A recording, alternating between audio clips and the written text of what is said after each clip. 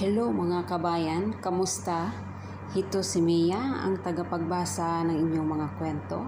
Kaya bago ang lahat, huwag kalimutang i-click ang notification bell, subscribe button at i-like na rin at mag-comment kung nagustuhan nyo ang kwentong ito. Kaya halina't umpisahan na natin ang kwento. I sold my innocence to a demon. Chapter 73. Hope and Love Till the Apple. Hindi mapugto-pugto ang aking hininga habang nakatitig sa lalaking tila isang anghel na nakatapak sa lupa. That poor boy on the video is now standing in front of me. Ang pinagkaiba lang ay hindi na siya nata ngayon. He's already a grown-up man who has a lot of achievements and wealth in his shelves. Wala na ngayon yung lalaking hinulma ng mami niya. Malungkot kong initian si Save nang bahagya itong tumango sa akin hinarap ang inis na si Clarice. Namukha na wala sa sarili. Love isn't something that weakens you. Dagdag pa ni Save na naging dahilan ng pagkalaki ng mga mata namin ni Clarice. Sinabi na niya ngayon sa harap ni Clarice na mahal niya ako. Hindi ko na tuloy alam kung anong nararamdaman ko. Dapat ay kinakabahan ako ngayon kasi may nakatutok na baril sa akin pero hindi ko magawang matakot dahil sa lalaking alam kong hindi ako pababayaan. Tatatama si Save, hindi ka pahihinaan ng love dahil ito pa ang magpapalakas sa'yo. Tulad na lang ng nangyayari sa akin ngayon. Iimbis na matakot at manginig ay wala akong ibang mararamdaman kundi ang saya dahil pinagmamalaki ni Save na ibang tao na mahal niya ako. How could you do this, Xavier? I thought you're going to marry me. Umiiyak na sigaw ni Clarice na ngayon ay umaatras na at nagpapalipat-lipat na ng baril sa amin ni Save. Kakailangan kong makaisip ng paraan para mabitawan ni Clarice yung baril. I need to save Xavier. Gusto kong iligtas yung batang matagal na nagdurusa sa kamay ng mga totoong demon. Pakiramdam ko ay ito na lang ang tanging bagay na magagawa ko para maiba ang nangyari sa nakaraan niya. Paulit-ulit niyang sinasalo ang bala na dapat ay para sa akin, na dapat ay para kay Sayon. Parang siya ang nasasaktan. Siya na lang lagi ang pumoprotekta sa amin. I don't love you. I want to marry you to ruin your family's businesses and name.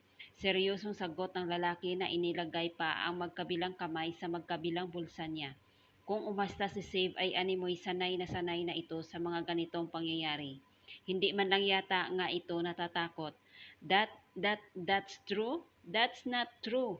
Muling sigaw ni Clarice na napasabunot pa sa buhok niya bago dinuro-duro ang baril ni Save. You're not going to do that to me.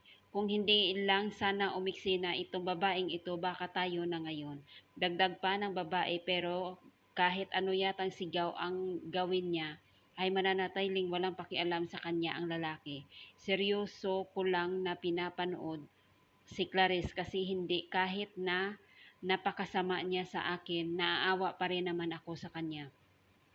Hindi rin naman niya deserve na lokohin pero hindi rin naman deserve ni Save na saktan at tutukan ng baril. Seryoso kong inanalisa ang paligid nang bigla na lamang natuon sa akin ang tamad na mga tingin ng lalaki. Hindi ko maiwasan ang mapasinghap dahil sa gulat. Tatapos hindi pa rin ako sanay sa totoong kulay ng mga mata niya. Mas lalo kasing gumawa po ito sa paningin ko. Those amber orbs looks better on him. Galing man iyan sa mamin niya pero bagay naman sa kanya. Come here, Dal, utos sa akin ni Save na talaga namang walang balak na pansinin si Clarice. Hindi ako gumalaw sa kinatatayuan ko kasi natatakot ako na baka isang maling galaw ko lang ay magalit na lalo si Clarice at tuluyan na namang niyang barilin si boss. Oo nga at lagi siyang nababaril at nakakaligtas pero gusto kong ipaalala sa kanya na hindi siya immortal. Save, nagbabanta kong asik sa lalaki na paira pa bago pa dabog na naglakat palapit sa akin. I'm giving you a chance, Xavier. Pakasalan mo lang ako o palalayain ko si Apple. Singhal ni Clarice na hindi pa napigilan ang panginginig ng mga kamay at ang tuloy-tuloy na pagpatak ng mga luha niya. Kung kanina ay galit ako kay Clarice pero ngayon naawa na ako sa kanya na nasaktan lang naman siya kasi kaya nagagawa ito. Lahat naman tayo ay nakakagawa ng mali lalo na kung nasasaktan. Kaya, Clarice, please, ibaba mo na yung baril. Kung ano man ang problema mo, pwede naman namin shut up, bitch! You're my problem, kaya dapat tapusin na kita. Tinutok sa akin ni Clarice ang dulo ng baril, ngunit agad naman iyong niyakap ni Sib at siniksik sa dibdib niya na tila ba isa akong teddy bear na mas ayaw niyang ibigay sa nakakatakot na bad guys. Bakit ba ganito si Clarice? Iniintindi ko naman siya at handa akong tulungan siya, pero bakit mas gusto niyang maging pahirapan ang lahat ng ito? You can't do that. Malamig na tugon ni Sib at akmang magsasalita pa si Clarice para siguro salungatin ang lalaki, pero naggulat kaming dalawa nang wala pa 2 segundo ay natatadtad na ng pulang tuldok ang katawan ng babae. Pupulang tuldok? O dapat bang sabihin ko na kay Lizers, napaatras kaming dalawa ni Xavier, ngunit mas nagulat ako nang ilagay ako ng lalaki sa likod niya. Pipipinotektahan niya ako, lalo na kay Clarice. You can't beat me, seryosong singhal ni Save kay Clarice na ngayon ay halos magwala na sa takot. Diyos ko, hindi ko inaakala na ganito kabibilis ang mga tauhan ni Boss na nakakatakot. Nang magkaroon ako ng lakas ay agad akong inilibot ng tingin ko. Kaya naman nakita ko na kung saan nanggagaling ang pulang mga tuldok na iyon.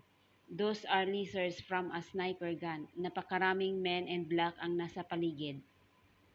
Ang ilan ay hindi ko na halos makita dahil ang galing nila magsitago, pero mula dito sa kinatatayuan ko ay nakita ko yung isang lalaki na tila may kausap sa earpiece na nasa tainga niya. Hinulaan ko lang talaga na mayroon siyang suot na earpiece dahil nakahawak yung isang kamay niya sa tenga at gumagalaw ang boses nito na tila ba may kausap. Hawak ng lalaki ang isang mahaba at nakakatakot na baril. Wow, hindi ko inaakala na ganito ang mga tauhan ni Xavier. Oo, at nakasama ko na sina Kuya Don, pero ibang klase pang napapaligiran ka na ng mga men in black na mayroong hawak na sniper gun. Iisang kalabit lang nila at paniguradong butas-butas si Clarice na magpasa hanggang ngayon ay hindi makapakalma. Ayokong may mamatay na naman dahil sa akin, kailangan kong pigilan ito. Agad kong nilapitan si Xavier at tila isang batong pinapanood ang nawawala na sa sariling si Clarice. Hinawakan ko ang braso ni Boss, kaya naman bahagyang tumuon sa akin ang tingin niya. Boss, please, huwag mong ipapatay si Clarice. Sasabihin natin niya may mga magagawa siyang masama, pero hindi naman tayo may mga karapatan na bawian siya ng buhay. Pagkumbinsi ko sa lalaki, ngunit nananatiling matigas ang ekspresyon na nakapaskil sa maamo niyang mukha. Kaya kong tunawin ang ekspresyon niya na ito. Kaya naman tumingkayad ako, tsaka ko sinapo ang mukha ng lalaki. Please, nagmamakaawa ako. Xavier, patunayan mo sa akin na possible ko pang matanggal yung demonyong nilikha ng mami mo. Make me believe that I can still save you. Unti-unting lumambot ang mukha ni Xavier at bago pa man ako makapagsalita ay masininyas na siya na ikinaalis ng mga laser na nakatapat kay Clarice. Agad na nagdiwanag ang aking mukha. Totoo ba talaga ang lahat ng ito? Napabuga ng hangin si Xavier, kaya naman naamoy ko yung pamilyar na brand ng alak na palagi niyang iniinom. Sa sobrang sarap ng pakiramdam na malalamang makakayang sumunod sa akin ang lalaking tinuturing na hari ng mga taong nakapaligid sa amin ngayon. My doll is really the kindness. Naiiling na bulong ni Boss, kaya mas lalong lumawak ang ngiti ko. I love you, Boss. Sigaw ko nang wala man lang kahit na anong pag-aalinlangan na nararamdaman. Oh, how sweet. Napatigil ako at automatic na nabura ang ngiting napakapaskil sa aking mukha nang marinig ko ang pamilyar na putok ng baril kasama ang boses ni Clarice. No! Nakaharang sa aking katawan si Xavier. He's going to save me again, but I won't let him. Paulit-ulit na niya akong inililigtas. Papalagi na lang siya ang nasasaktan at hindi ko na kaya pang panoorin siyang saluhin ang bala para lang sa akin. Mabilis ang naging kilos ko at akmang yayakapin na ako ni Boss ay dali-dali akong umiwas at tumayo sa harapan niya. Apple, I heard his voice before I heard couple of gunshots na napakaraming tunog ng bala. May sumigaw ng fire at hindi target, pero yun lamang ang narinig ko bago umalingaw-ngaw sa aking pandinig. Ang tunog na tila tibok ng puso. Ramdam na ramdam ko ang sakit pero mas ramdam ko ang higpit ng pagkakayakap sa akin ni boss. Sa sobrang higpit na wala yung sakit na nanggagaling sa gilid ng tiyan ko. Masaya akong ginawa ko ito. Masaya akong nailigtas ko ang lalaking ito. Bago pa man tuluyang magdilim ang aking paningin ay nakita ko pang lungkot sa maamong mukha ni boss. I smiled at him. Boss, thank you for being my hope. I still don't want to die. Gusto ko pang magawa ang lahat ng pangarap ko kaya sa ngayon aasa ako sa lalaking nakayakap sa akin ngayon. He's my hope. Hope, I whispered when he laid me down on the cold floor. Sunod-sunod na napailing si Xavier na napakalungkot ng mukha niya, hindi bagay sa aurang taglay niya. Gusto ko pa sanang tumawa kasi nagmumukha na talaga siyang anghel sa itsura niya pero nang makita ko ang pagtulo ng mga butil ng luha sa napakaganda niyang mga mata, yung tawa ko ay napalitan ng luha. Hinigpitan niya nito ang pagkakahawak sa duguan kong mga kamay at sa kanya iyon dinampot sa pisngi niya. Love, rinig kong bulong nito bago ako tuluyang kainin ng dilim. I love you too. Chapter 74. Lies no more. Savior. Is she really dead? I asked. Ken when I finally explained everything to Apple's parents. Unfortunately, I need to reveal the secrets between me and their daughter. I didn't go well. They're furious about me taking advantage of their daughter's weakness. I don't really wanna do it. Those contracts are the only thing I can make to get closer to her. The only thing that I can do to protect her and claim her as mine. Hindi ako papayag na mayroon pang magkakagusto sa kanya o makalapit sa kanya. She's mine. I like her ever since the first time I saw her. I can still remember that moment when she used my car to fix herself. She didn't knew I was inside. I was really annoyed that time. Sino ba ang hindi magagalit kung gawing salamin kung sino ang kotse mong mas mahal pa sa lupang pagmamayari nila. I was about to tell you at here for doing that to my car but I was taken aback when she suddenly fixes her dress. That's too tempting. I almost jerk off myself just watching her cupping her breast and fixing her makeups. Siya ang dahilan kung bakit sa kauna-unahang pagkakataon ay na-late ako sa isang party. I need to calm myself and my length before going to Clarissa's party, but apparently it's indeed meant for us to know each other. I was walking towards the mansion when Apple bumped on me. She looked so terrified and irritated. Doon ko lang nakita na bukod sa maamo niyang mukha, mayroon din siyang ibang tinatago. She was humiliated but she didn't fight back. Lumakad lang siya paalis bago hinubad ang sandals niya na mismong sa harapan ko. She's rude and quiet night, but I like her. Sir, there's no way that she'll live after the fire 50 shots on her face. We can't almost identify the body, so we can conclude we could dump. No, that woman almost killed my doll. She doesn't deserve unkind of burial. Cut her and donate her body to the nearest laboratory. Oh, Clarice should be thankful that we killed her because I don't know what I can do if she's still breathing and alive, whilst my doll is suffering from the injuries she caused. I can stop myself from thinking hundreds of thousands of ways to torture that bitch. Sad to say, she's already dead and rotting on Satan's kingdom. Is there any of your command that we need to do right away? Ken asked again. I shrugged at the thought of instructing them to bring down in hospital. Get anyone, bullshit. I'm taking away my doll. After knowing the truth, Apple's parents wants me to stay out of their daughter's life. Sure, they're thankful but taking away their daughter's innocence is too much. Muntik na akong mapatay ng ama ni Apple, buti na lamang at nasa hospital kami at mas malaki at matangkad ako kaysa sa kanya. I won't fight do. He's my doll's father, my son to be father-in-law at ayoko magkaroon pa na muli ng dahilan si Apple para iwasan ako.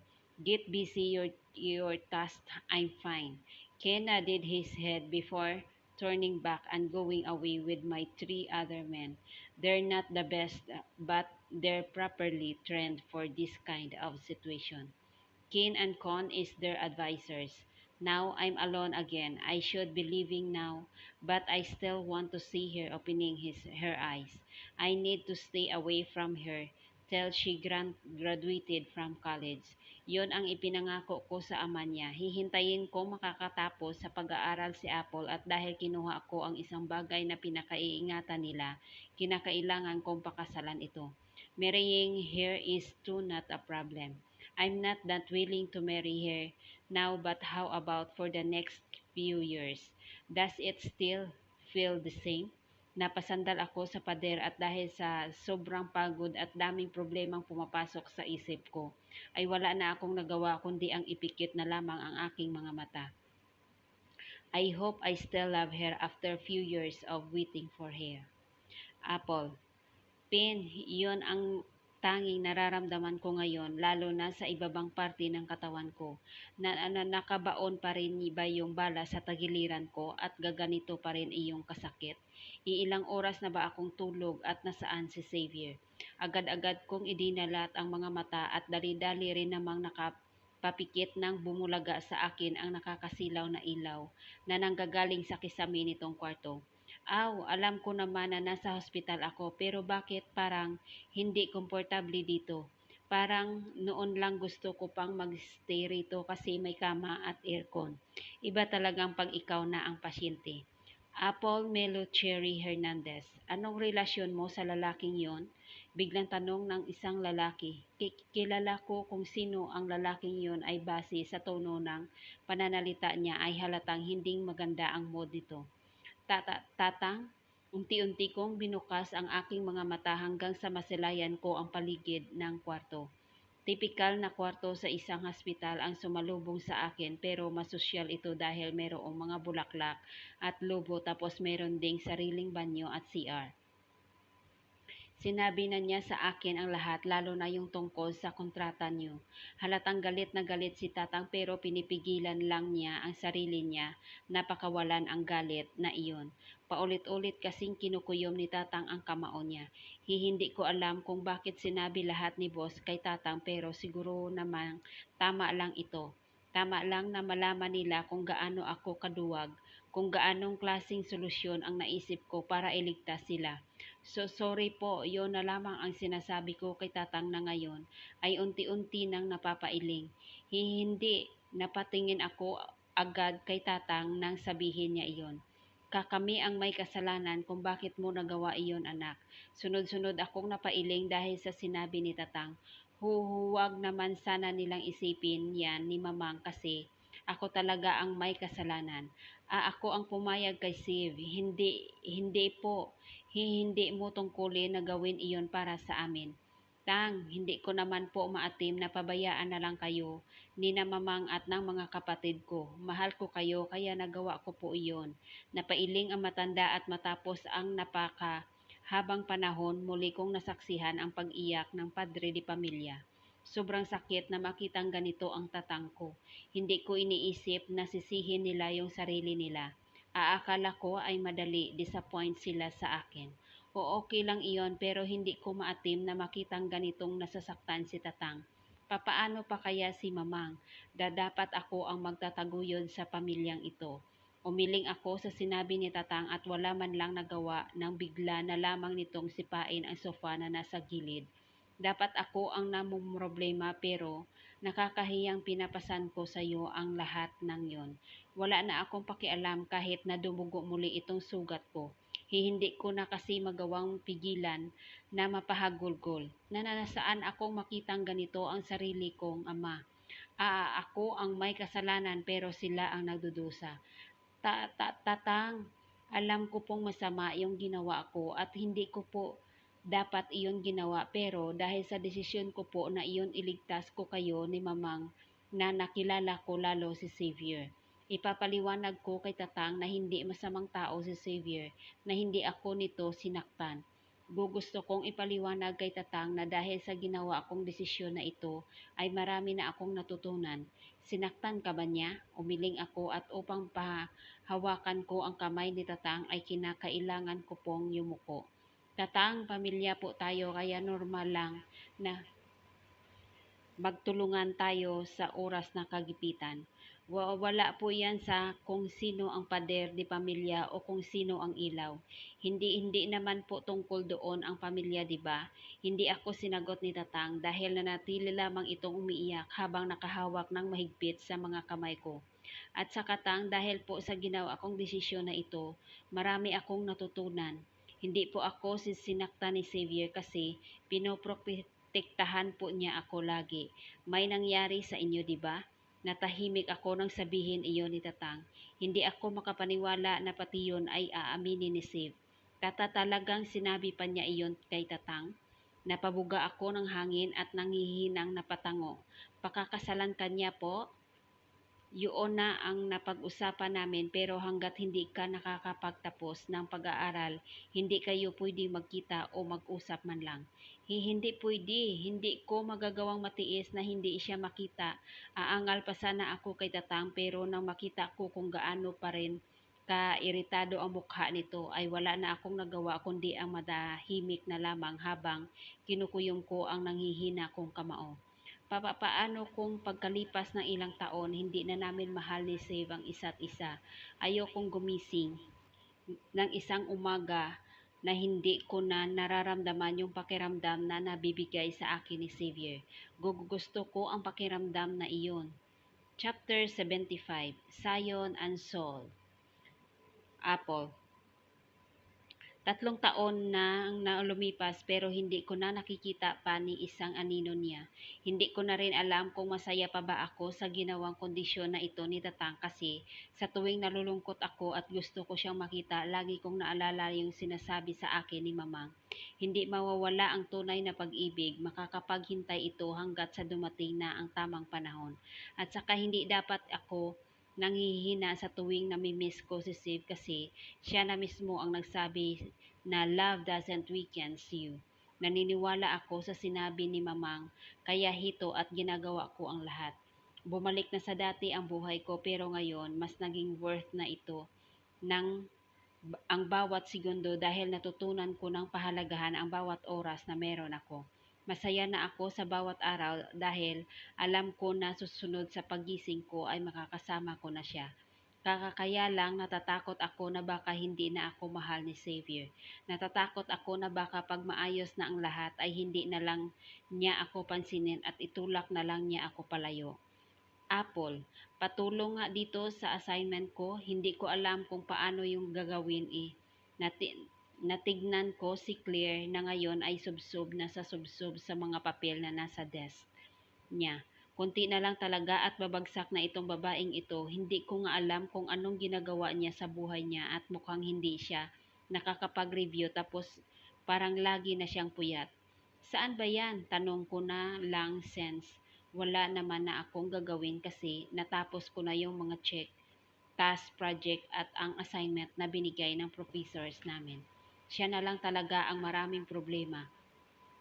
Natulog ka ba kagabi? Tanong ko sa kaibigan kong singlalim na yata ng balo ng eye bags. May problema kaya si Claire? Napabuga ng hangin ang kasama ko bago niya isinandal ang ulo sa pader. Mayroon nga itong problema. Anong problema? Tanong ko ulit pero hindi na ito sinagot. May sakit kaya siya? Napapansin ko kasi minsan yung mga pasa sa braso niya at saka yung red love bites sa liig niya. Napatikim ako at masinuri pa ang kawawa kong kaibigan. Imposible naman na, Claire, may boyfriend ka na ba? May love bites siya.